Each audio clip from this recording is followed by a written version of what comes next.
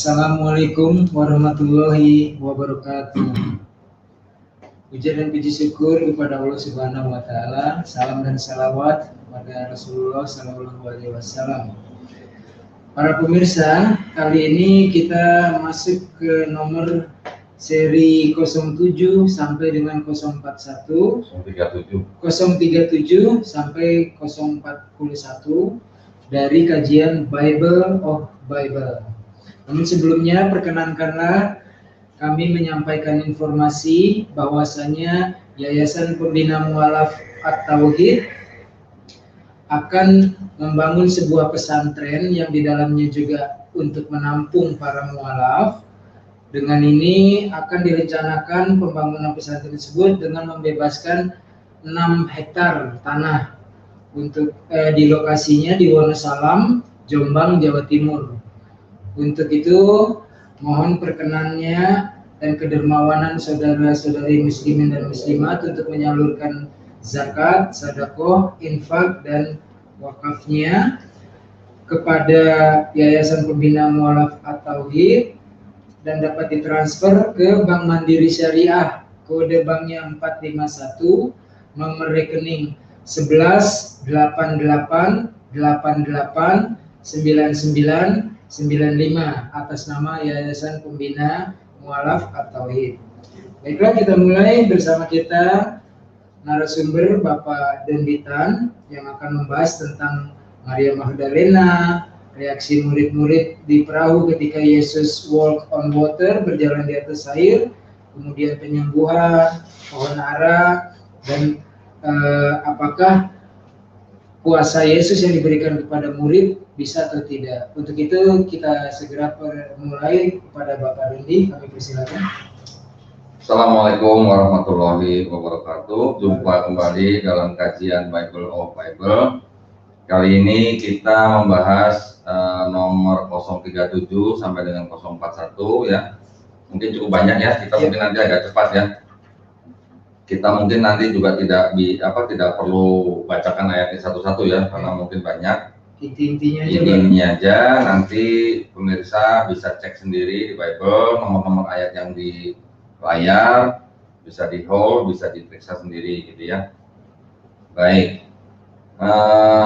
sementara saya bukakan dulu presentasinya ya, sebentar. Nah, ini nomor 037 ya.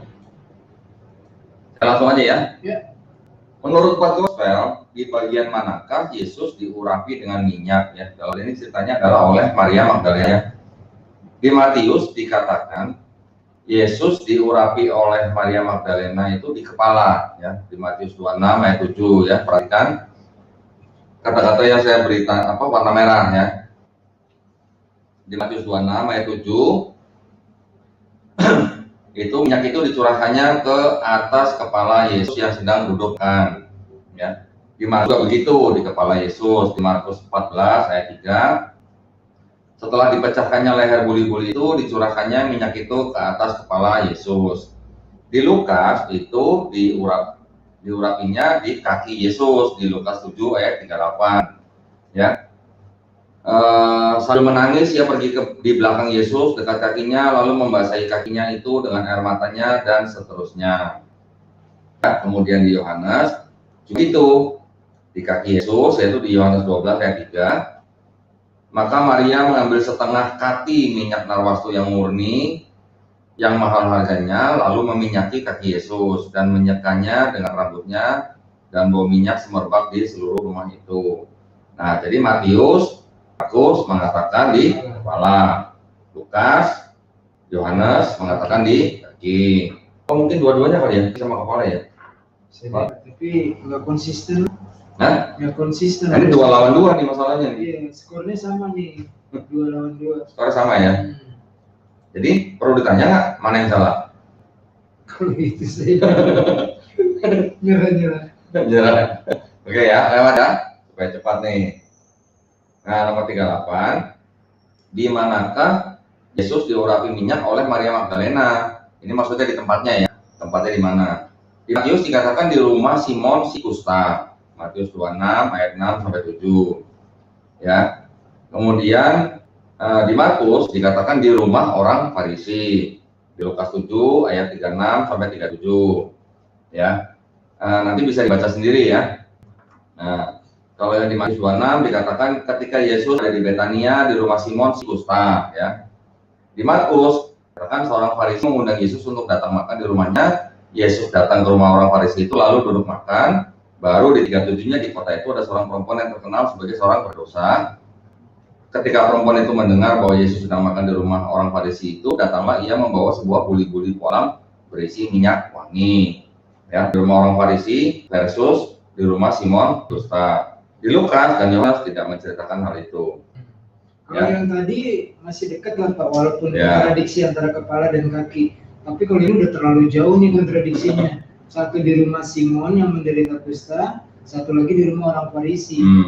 Enggak kompak. Atau mungkin si orang Farisi ini kusta gitu. Bisa jadi. Bisa jadi. Bisa jadi. Saling melengkapi ya. Jadi antara kalau mau kita cari ininya nih kompromisnya, Simon itu orang Farisi atau ada orang Farisi yang menderita kusta gitu. Yang bernama Simon. Bernama Simon. Itu kan udah asumsi-asumsi. Ya. Lanjut. Oke, lanjut ya. Nomor 39. Ketika Yesus berjalan di atas air, bagaimana reaksi murid-muridnya? Di Matius, murid-muridnya langsung menyembah Yesus, ya. Itu adanya di ayat ke-2 dan 33 nih ya, saya bacakan aja ya. Lalu mereka naik ke perahu dan angin pun redalah. Dan orang-orang yang ada di perahu menyembah Dia. Katanya, sesungguhnya Engkau anak Allah, ya. Menyembah Dia, ya. Di Markus tercengang dan bingung murid-muridnya Yesus, ya. Nih ya, di ayat 51-nya, lalu ia naik ke perahu mendapatkan mereka dan angin pun redalah. Mereka sangat tercengang dan bingung ya. Di ayat-ayat selanjutnya tidak ada menyembah gitu. Di Lukas dan Yohanes tidak diceritakan. Oke, lanjut Nak. Lanjutkan nih. Jadi yang satu menyembah karena udah yakin, oh engkau adalah anak Allah gitu. Ya. Tapi yang satu dia nggak tahu, sehingga agak aja ya, terbengong-bengong gitu Pak. Tercengang dan bingung. Ya. Coba ya, sebentar ya, saya cek ya kalau misalnya Markus 6:48 ya, sebentar ya. Siapa tahu nih, siapa tahu. Markus 6:48 sampai 48. Nah, tidak ada. Nggak ada ya? Nggak ada. Di ayat 51 itu setelah tercengang dan bingung, terakhirnya sudah peristiwa roti itu mereka juga mengerti dan hati mereka tetap diam. Artinya mereka nggak sama sekali mengakui bahwa Yesus anak Allah dalam perikop ini. Nggak ada menyembah gitu. Iya. Ya. Silakan dicek sendiri di Bible ya.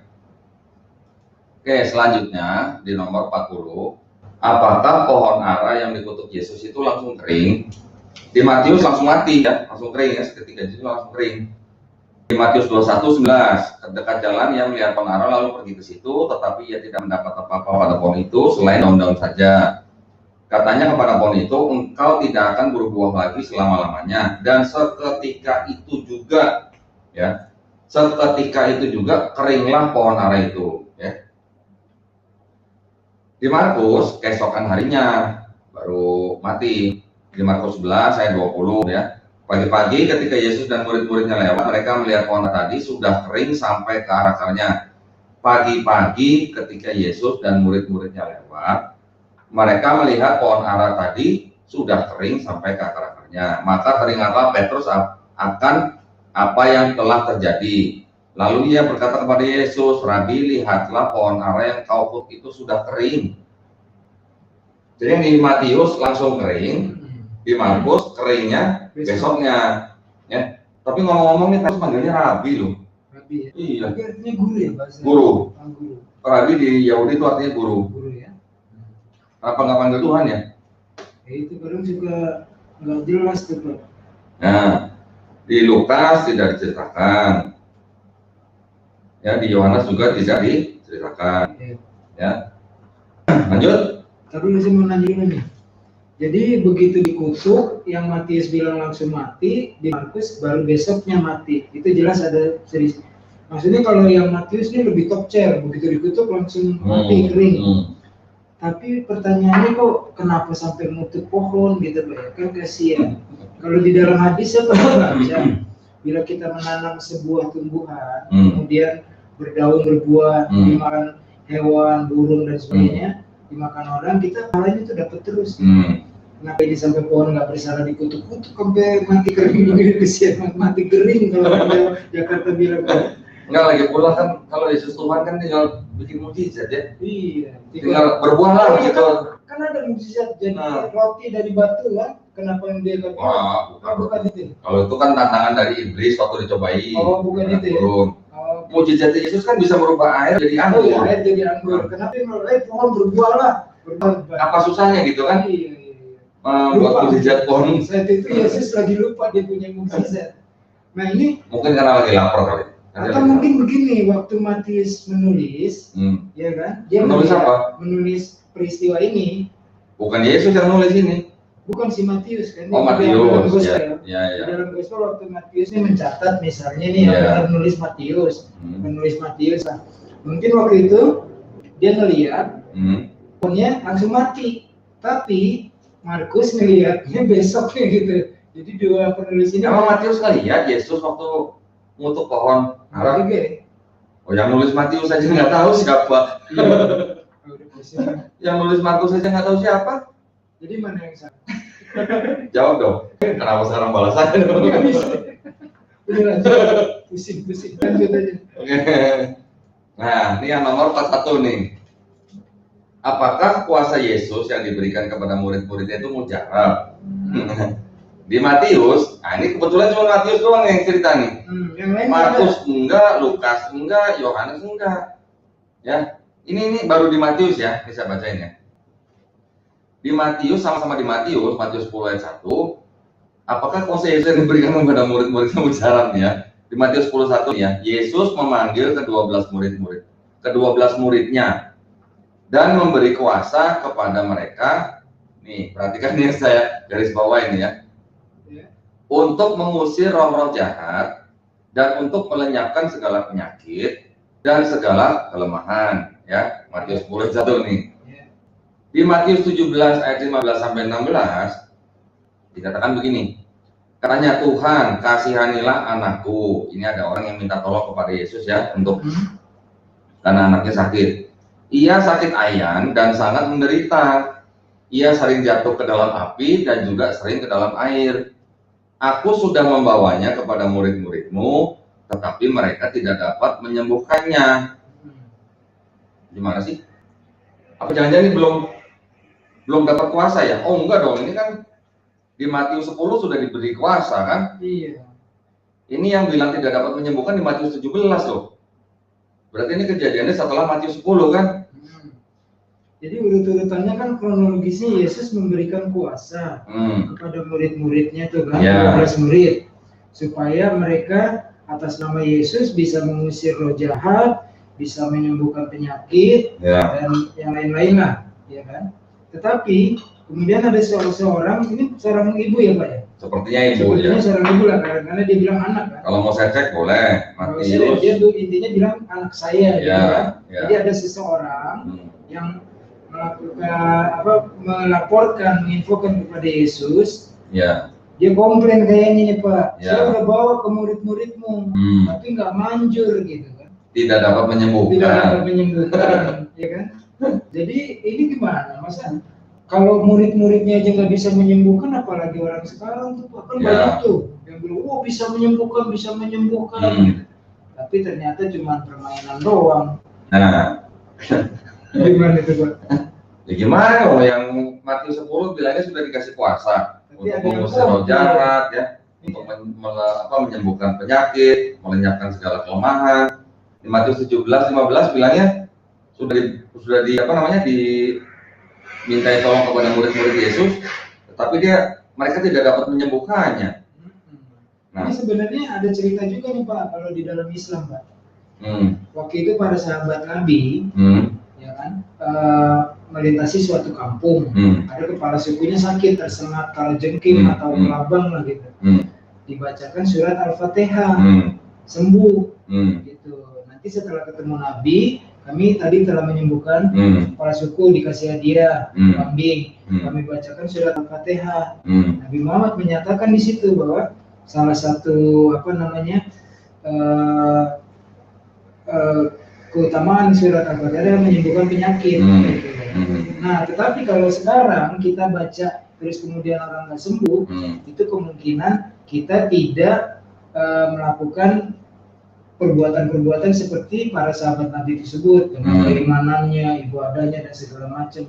Tapi itu kan saat itu nabinya masih ada, sahabatnya masih ada, walaupun nggak dikasih kuasa sama Nabi Muhammad, karena Nabi Muhammad kan tahu bahwa segala sesuatu terjadi atau dapat sembuh atas izin Allah. Nah, ini udah dikasih kuasa Yesus kepada 12 murid, tapi 12 murid ya bisa menyembuhkan anak yang tadi sakit ayan. Itu bingung tuh, kenapa nih masalahnya nih? Udah dikasih kuasa, ya kan? Berarti murid-muridnya nggak percaya kali Pak bahwa Yesus itu Tuhan. Memang betul. Yesus dianggapnya hanya sebagai nabi, manusia lah, bukan Tuhan. Ya, ini saya copy pastekan nih ya ayat dari Bible ya. Dari Matius 17 ayat 14 sampai ayat yang ke-21 nih. Ya, perikopnya itu Yesus sebentar ya. Yesus menyembuhkan seorang anak muda yang sakit ayan. Ya. 17 ayat 14 sampai 21. Nih, kalau mau dibacakan nih ya, saya bacakan. Nah, ini supaya nggak penasaran nih, Pak Ustadz nih. Iya, udah dikasih kuasa ternyata nggak sembuh juga. Nah, ternyata benar tadi Pak Ustadz bilang bahwa ternyata murid-murid Yesus itu tidak percaya. Nah, ini saya bacakan. Ketika Yesus dan murid-muridnya kembali kepada orang banyak itu, datanglah seorang mendapatkan Yesus dan menyembah. Ya, ini seorang, nggak dibilang ibu atau bapak nih. Ya, bentar coba supaya agak besar tulisannya. Nah, oke. Nah ya, katanya Tuhan kasihanilah anakku. Ia sakit ayan dan sangat menderita. Ia sering jatuh ke dalam api dan juga sering ke dalam air. Aku sudah membawanya kepada murid-muridmu, tetapi mereka tidak dapat menyembuhkannya. Maka kata Yesus, hai kamu angkatan yang tidak percaya dan yang sesat. Siapa yang sesatnya? Ini muridnya sendiri apa gimana ya dibilang? Atau orang yang nyarak itu ya? Ya, dalam konteksnya gimana Pak? Kamu angkatan yang tidak percaya dan yang sesat. Mungkin kepada orang itu yang minta disembuhkan anaknya. Berapa lama lagi aku harus tinggal di antara kamu? Berapa lama lagi aku harus sabar terhadap kamu? Bawalah anak itu kemari, Yesus. Dengan keras Yesus menegur dia, lalu keluarlah sang itu daripadanya, dan anak pun sembuh seketika itu juga. Ya. Kemudian murid-murid Yesus datang dan ketika mereka sendirian dengan dia, bertanyalah mereka, mengapa kami tidak dapat mengusir setan itu? Kata Yesus, ia berkata kepada mereka, karena kamu kurang percaya. Nah, benar kata Ustaz ya. Sebab aku berkata kepadamu, sesungguhnya sekiranya kamu punya iman sebesar biji sesawi aja, kamu dapat berkata kepada gunung ini, pindah dari tempat ini ke sana. Maka gunung ini akan pindah dan takkan ada yang mustahil bagimu. Nah, ayat terakhir di ayat 21, jenis ini tidak dapat diusir kecuali dengan berdoa dan berpuasa. Oh, mungkin murid-murid Yesus nggak berdoa dan berpuasa. Tapi yang paling pertama dia nggak percaya sama Yesus. Kurang percaya. Ya. Tetapi sayangnya ayat 21 ini yang dalam kurung ini ayat sisipan. Iya. Nggak ketemu lagi. Padahal tadi saya mau bilang murid-murid itu Pak. Yang ayat 21 aja sih bilangnya. Yang 21 tentang apa tuh? Tentang gunung. Yang jenis ini tidak dapat diusir kecuali dengan berdoa dan berpuasa. Tetapi yang menarik ayat 20 tadi. Sekiranya kamu mempunyai iman sebesar biji sesawi saja, kamu dapat berkata kepada gunung ini pindah dari tempat ini ke sana, maka gunung ini akan pindah dan takkan ada yang mustahil bagimu. Punya iman sebesar biji sesawi? Wah, kalau saya punya gitu tuh gunung-gunung yang berbahaya saya pindahin ke padang pasir semua Pak, supaya nggak ada korban kan. Iya. Gimana nih? Jadi kalau saya ambil apa? Jadi rupanya gini ya, rupanya kuasa yang diberikan Yesus kepada murid-muridnya itu belum tentu mujarab kalau murid-muridnya tidak payah gitu ya. Sekarang Gitu ya. pertanyaannya kan Gitu ya. begini, kalau murid-muridnya aja nggak bisa, kenapa zaman sekarang tuh ada orang bilang demi nama Yesus aku menyembuhkan? Harusnya rumah sakit udah clear semua tuh Pak, Harusnya orang yang sakit. Harusnya nggak ada COVID ya. Iya. Sembuh semua tuh orang-orang itu. Tapi kalau ini yang tadi bilang gue punya yang sebiji sesawi bisa milihan gunung, itu mungkin cuma ini perumpamaan biasa, ya kan? Ya. Artinya saking marahnya Yesus, murid-muridnya sendiri nggak percaya. Ya. Kalian muridku aja nggak percaya, gimana orang lain nanti? Ya. Itu mungkin maksudnya. Ya. Oke. Siap. Udah selesai ya? Hah? Udah sampai ada nomor 21 nih. Ya, udah cukup banyak nih, ada berapa nomor tuh tadi? 4 nomor kan? 5 dong. 5 nomor. Iya. Ya, Sebentar. bisa ini. Oke, jadi kali ini itu saja ya yang bisa kita ceritakan ya mengenai ayat-ayat di dalam Bible, sehingga ya judulnya jadi makanya Bible of Bible. Oke, terima kasih banyak atas perhatiannya. Mohon maaf atas kekurangannya. Kami tidak ada maksud menghina atau mendiskreditkan agama apapun. Ini adalah hanya sebagai buah pemikiran ya. Buah pemikiran itu artinya mau dipikir ya silahkan, nggak mau dipikir ya silahkan. Kalau mau menggunakan hanya dogma saja ya silahkan. Kalau mau berpikir kritis ya silahkan. Itu saja yang kami sampaikan. Sekali lagi kami mengucapkan terima kasih atas perhatiannya ya. Kami mohon maaf atas segala kekurangan atau salah-salah kata gitu Pak Ustaz. Siap. Ya. Udah ya, bisa ditutup Pak ya? Boleh. Baiklah para pemirsa, telah kita akhiri kajian kali ini dengan nomor seri tadi 037 sampai dengan 041. Semoga membawa manfaat bagi kita semua dan selalu dalam lindungan Allah, Maha Pemberi petunjuk, Maha Pelindung kita. Terima kasih atas segalanya yang telah diberikan oleh Pak Dendi atas ilmunya, semoga bermanfaat bagi saya dan juga bagi para pemirsa. Demikian kami akhiri kajian malam ini. Terima kasih. Wassalamualaikum warahmatullahi wabarakatuh. Waalaikumsalam warahmatullahi wabarakatuh.